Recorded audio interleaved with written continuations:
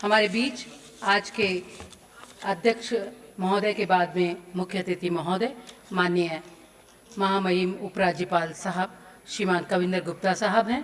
इस मंच की गरिमा को पधारें और बढ़ाएं अपनी संवेदनशील राजनीतिक वाणी से। मैं कविंदर गुप्ता साहब का बहुत बहुत स्वागत अभिनंदन।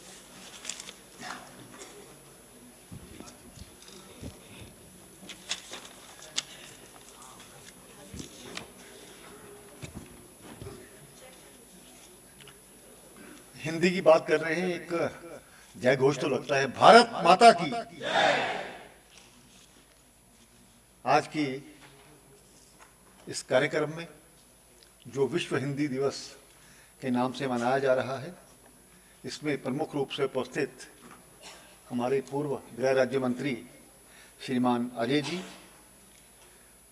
प्रोफेसर सच्चिदानंद मिश्रा जी, डॉक्टर विपिन कुमार जी हमारे राष्ट्रीय महासचिव, प्रोफेसर रामनारायण पटेल जी, डॉक्टर शकुंतला जी, श्री देवी प्रसाद मिश्रा जी, यहाँ पर हमारे सभी जो विशिष्ट शोधकर्ता, हमारे विचारक, हमारे चिंतक यहाँ पर आए हैं, हमारे विदेश से आए हुए हमारे डेलीगेट्स, पत्रकार बंधु। अपनी भाषा है भली, भलो अपनो देश, जो कुछ अपनो है भलो, यही राष्ट्र संदेश। किस कवि ने ये लिखा है ये तो मुझे नहीं पता, लेकिन जिसने भी लिखा उसने सभी बातों को ध्यान में रखते हुए ये थोड़े लफ्जों में अपनी बात कह दी है। आज के इस कार्यक्रम में आप सभी को मैं नमस्कार करता हूं। इस अंतर्राष्ट्रीय सम्मेलन में मेरे लिए शामिल होना अपने आप में एक बड़ा अत्यंत हर्ष और सम्मान की बात है मेरे लिए। मैं विश्व हिंदी परिषद के इस आयोजन के लिए आयोजकों को हार्दिक बधाई देता हूं। परिषद ने हिंदी भाषा और भारतीय संस्कृति के प्रचार प्रसार के लिए जो निरंतर और गंभीर प्रयास किए हैं, वे वास्तव में प्रशंसा के पात्र हैं। आज हम पंडित दीनदयाल उपाध्याय जी, उनको याद करते हुए हिंदी दिवस का यहाँ मना रहे हैं। पंडित दीनदयाल उपाध्याय जी हमारे लिए आदर्श थे। केवल 52 साल की अल्पायु में जो वो इस देश को दे गए, वो हमारे लिए एक दर्शन बन गया, और उस दर्शन के आधार पर ही मुझे लगता है कि आज भारत सरकार चल रही है। अभी मेरे से पूर्व वक्ता श्रीमान अजय जी जिस प्रकार से, चाहे उनका आर्थिक दर्शन हो या सामाजिक दर्शन हो या विदेश नीति हो, हमारी रक्षा नीति हो, उन सभी का जिक्र कर रहे थे। और मुझे लगता है कि भारत सरकार जो उनके दर्शन द्वारा जो दिया गया है उसी आधार पर काम कर रही है, और उसी कारण से हम भारत में हमारी जो रक्षा नीति है, हमारी विदेश नीति है, उसमें हम सफल होते जा रहे हैं और आगे बढ़ते जा रहे हैं, और देश भी आगे बढ़ता जा रहा है। यह मेरे लिए हर्ष का विषय है।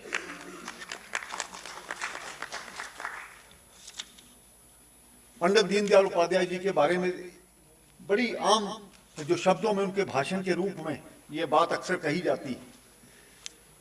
एक किसी शिक्षक ने अपनी क्लास में बच्चों को एक काम दिया। आप सब कई लोग जो मेरे जैसे पुराने लोग हैं कुछ वो जानते होंगे कि एक नक्शा हुआ करता था, भारत का नक्शा जैसे है, उसमें अलग अलग से टुकड़े बने होते थे, और जब वो हम निकाल देते थे और हम बच्चों को जोड़ने के लिए बताते थे, तो उसी आधार पर एक काम दिया गया। कुछ लोगों ने तो, कुछ बच्चों ने तो भारत, ये जम्मू कश्मीर कहाँ है, तमिलनाडु कहाँ है, इधर उधर जोड़ते रहे, लेकिन समझ नहीं आया। लेकिन एक बच्चा उनमें होशियार था, अजय जी की तरह। उन्होंने क्या देखा कि पीछे एक व्यक्ति, एक आदमी का वो फोटो बना हुआ है। अब वो तो आसान हो जाता है, सिर कहाँ है, ये गला कहाँ है, कान कहाँ है, बाजू कहाँ है, वो उस आदमी को जोड़ता चला गया, पीछे से भारत तैयार हो गया। कहने का मतलब है इस देश का मानव, इस देश का व्यक्ति जब ठीक होगा उसी प्रकार से हमारा भारत आगे चलेगा। ये दीनदयाल उपाध्याय जी हमें सिखा गए। हिंदी सिर्फ एक भाषा नहीं है, चाहे वो स्वदेशी हो, उसके छोटे छोटे लफ्जों में बहुत कुछ निकल आता है। स्वदेशी का जो विचार उन्होंने दिया था, आज वही हमारे जो विरोधी कहा करते थे, हम अब बचपन में कई बार कोयले से दांत का मंजन किया करते थे, नमक से किया करते थे, लेकिन जब बड़ी विदेशी कंपनी आई तो उन्होंने इसका विरोध शुरू कर दिया। लेकिन आज क्या है, इस टूथपेस्ट में नमक है। भारतीय सभ्यता को अपनाना पड़ा। हमारी जो पुरानी सभ्यता संस्कृति है, हमारे जो साइंस है, हमारी भाषा को देखिए। हमारा जो क ख ग वर्ग है, क ख ग क, इसमें ना तो जीवा लगती है, ना दांत आपस में लगते हैं, ना होंठ आपस में लगते हैं। त थ द जब हम बोलते हैं तो हमारी दांतों के साथ हमारी जीवा लगती है। इसी तरह की साइंटिफिक भाषा किसी भी देश में कहीं भी वो भाषा नहीं है। और उसी भाषा को नीचा दिखाने के लिए बहुत से राजनीतिज्ञों ने यहां पर हिंदुस्तान में काम किया है। लेकिन जब तक इस प्रकार के लोग यहां पर बैठे हैं, हमारी भाषा को कोई रोक नहीं सकता। ये हमें अभिमान होना चाहिए। हमारी विरासत और हमारी संस्कृति स्वभाव का सांस्कृतिक स्वभाव का ये हमारा आधार स्तंभ है। ये पूरे देश को एक सूत्र में तो जोड़ती ही है। और मुझे फख्र है, हमारे डोगरी, मैं जम्मू का रहने वाला हूँ, डोगरी में कहते हैं ये डोगरी साडी दादी ते हिंदी साडी माँ, माँ थार माँ ते दादी थार की भाषा, चाहे वो हमारी स्थानीय भाषा है चाहे दूसरी भाषा है, सभी का आप एक अपना स्थान है। दादी की जगह दादी को रखो और माँ की जगह माँ को रखो, ये उन्होंने इसमें कहा गया है। तो कुल मिलाकर के ये भाषा वाकई में एक सूत्र में हमें जोड़ती है, इसमें कोई अलग बात नहीं है। आज जब दुनिया के कई देशों के विश्वविद्यालयों में हिंदी पढ़ाई जा रही है, ये मेरे जो विदेशी मित्र यहाँ पर आए हैं, अच्छा लगा मुझे, वहाँ पर भी वो बैठ करके हिंदी में काम कर रहे हैं। ये कोई छोटी बात नहीं है, ये हमारे लिए गर्व का क्षण है।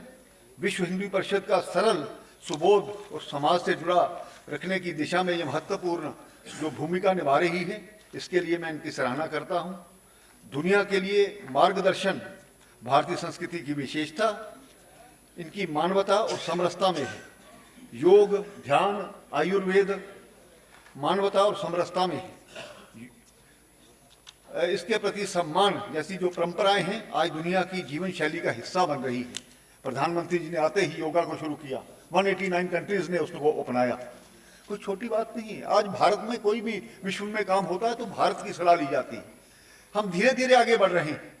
हमारे जो नालंदा और हमारी तक्षशिला यूनिवर्सिटी को किस प्रकार से जलाया गया, लोगों ने आकर के पहले हमारी सभ्यता संस्कृति को मिटाने की कोशिश की, लेकिन आज दोबारा से एक वक्त आया है जब हमें सभी को अपना एक योगदान देने की जरूरत है। अंत में हमारे जो मेरे से पूरा अजय जी ने ये बात कही थी, जब सब समाज को लिए साथ में जब हम आगे बढ़ेंगे तो निश्चय ही देश आगे बढ़ेगा। इस प्रकार की आज एक जरूरत है। प्रधानमंत्री श्री नरेंद्र मोदी जी हिंदी के प्रचार में जो उनका योगदान है, मैं यहाँ विशेष रूप से प्रधानमंत्री नरेंद्र मोदी जी की भूमिका उल्लेख करना चाहता हूँ। उन्होंने न केवल राष्ट्रीय स्तर पर बल्कि अंतर्राष्ट्रीय मंचों पर भी हिंदी का सम्मान दिलाया है। स्वामी विवेकानंद जी ने दिलाया, ये अपने अटल बिहारी वाजपेयी जी ने दिलाया, और आज जिस प्रकार से हिंदी में हमारे पूरे विश्व में वो उनकी बात होती है, वो अलग तरह का एक संदेश देती है। संयुक्त राष्ट्र हो या किसी देश की संसद, प्रधानमंत्री मोदी जी ने हिंदी में वक्तव्य दे करके जो दुनिया को ये संदेश दिया है, वो भारत अपनी भाषा और संस्कृति पर गर्व करता है। उनके प्रयासों से आज हिंदी को वैश्विक स्वीकार्यता जो और प्रतिष्ठा के में अभूतपूर्व वृद्धि हुई है। सांस्कृतिक कूटनीति के माध्यम से पीएम मोदी जी ने हिंदी को विश्व संवाद की भाषा बनाने का जो मार्ग दिखाया है, वह आने वाली पीढ़ियों के लिए प्रेरणा स्रोत रहेगा। लद्दाख की जो हमारी संस्कृति भाषाई विरासत है, भारत की विविधता का अनमोल हिस्सा, लद्दाख का प्रशासनिक प्रमुख होने के नाते मैं विशेष रूप से ये कहना चाहता हूँ कि लद्दाख की संस्कृति, भाषाएं और जो हमारी परंपराएं हैं भारत की विविधता की ओर समृद्ध बनाती हैं। लद्दाख में बोले जाने वाली जो हमारी भाषाएं हैं, चाहे वो भोटी है, उर्दू है, हिंदी है, स्थानीय बोलियां एक अद्भुत सांस्कृतिक मिश्रण प्रस्तुत करती हैं। लेकिन इसके साथ साथ हिंदी भाषा को प्रमुखता से वहाँ पर स्थान दिया गया है। उसके लिए मैं ये आपको जानकारी देना चाहता हूँ। लद्दाख के युवाओं में हिंदी के प्रति जो उत्साह लगातार बढ़ रहा है, हमारे जो विद्यालय हैं, विश्वविद्यालय हैं और सांस्कृतिक कार्यक्रमों में भी हिंदी को अपनाने का जो सकारात्मक भावना दिखाई देती है, वह लद्दाख के भविष्य को, उसके राष्ट्र जुड़ाव को और मजबूत करती है। मैं विश्वास दिलाता हूँ कि हम लद्दाख में ऐसी सभी पहलों को निरंतर प्रोत्साहित करेंगे जो भाषा, संस्कृति और शिक्षा को सशक्त बनाएंगी। पंडित दीनदयाल उपाध्याय जी, अंत्योदय का संदेश, ये सम्मेलन पंडित दीनदयाल उपाध्याय जी की 110वीं जयंती को समर्पित है। उनका अंत्योदय का जो संदेश है, समाज के अंतिम व्यक्ति के रूप में एक विकास पहुंचाना, आज भी हमारे राष्ट्र निर्माण में सबसे मजबूत नींव है। उनका एकात्म मानव दर्शन हमें बताता है कि विकास तभी सार्थक होता है जब वह मानवीय मूल्यों से जुड़ा। और मैं भी यहाँ पर आज मैं लगता है यहाँ बोलने वाला अंतिम व्यक्ति हूँ। सम्मेलन विचारों, शोध और संस्कृति का जो संगम है, भारत और विदेशों ने अनेक विद्वानों से शोधकर्ताओं की उपस्थिति इस सम्मेलन को अधिक सार्थक बना रही है। विभिन्न व्याख्यान, जो चर्चाएं यहाँ पर होंगी और यहाँ पर जो कार्यशालाएं होंगी, वो न केवल ज्ञान को बढ़ाएंगी बल्कि सांस्कृतिक सोच का भी एक नया आयाम खोलेंगी। परिषद की जो सम्मान, परंपरा, उत्कृष्ट कार्य करने वाले व्यक्तियों व संस्थाओं को पुरस्कृत जो यहाँ पर पुरस्कृत किया गया है, आज वो एक सकारात्मक जो संदेश देता है और हिंदी और भारतीयता, भारत की सॉफ्ट पावर और आज पूरी दुनिया में भारत की भाषाओं, संस्कृति और परंपराओं की ओर आकर्षित करता है। हिंदी इस सांस्कृतिक जुड़ाव का सबसे सशक्त माध्यम बनकर के उभरी है। हमारी साहित्य हो, हमारा कला हो, हमारा योग हो, हमारा संगीत हो और अध्यात्म, ये सब मिलकर के भारत की विश्व और की सांस्कृतिक शक्ति के रूप में स्थापित करते हैं। मैं यही संदेश देना चाहता हूँ कि इस अवसर पर जो आज का हमारा विशेष करके युवा है, उनको अपनी सभ्यता, संस्कृति के और भाषा के साथ जोड़ना बहुत ज़रूरी है। आज का युवा केवल भारत का भविष्य नहीं बल्कि भारत की शक्ति है। प्रधानमंत्री जी अपने कथन में बार बार कहते हैं, इस देश का 65% जो युवा है, इस देश को आगे ले जाने में उसका एक बहुत बड़ा योगदान होगा। मैं सभी युवाओं को भी कहना चाहता हूं कि वे अपनी भाषा, संस्कृति पर गर्व करें और नई जो हमारी तकनीक है, नवाचार है, वैश्विक अवसरों को अपनाते हुए आगे बढ़ें। हिंदी और भारतीय संस्कृति से जुड़े रहकर भी आज बड़ा योगदान दिया जा सकता है। ये आज के भारत का उदाहरण है। युवा पीढ़ी अगर अपने विचारों में आत्मविश्वास, अपने कर्मों में ईमानदारी और अपनी जड़ों में जुड़ाव बनाए रखे तो भारत विश्व का नेतृत्व अवश्य करेगा। अंत में मैं विश्व हिंदी परिषद को इस शानदार आयोजन के लिए पुनः बधाई देता हूं। आप सभी विद्वानों, शोधकर्ताओं और छात्रों को मेरी हार्दिक शुभकामनाएं। हम सब मिलकर के हिंदी को भारतीय संस्कृति की ओर, मानवता की ओर सामूहिक भक्ति के लिए आगे बढ़ाएं। यही आज की मुझे लगता है आवश्यकता है। और मैं अंत में ये कहना चाहता हूँ, राष्ट्रभक्ति ले हृदय में हो खड़ा यदि देश सारा, संकटों पर मात कर यह राष्ट्र विजयी हो हमारा। बहुत बहुत धन्यवाद।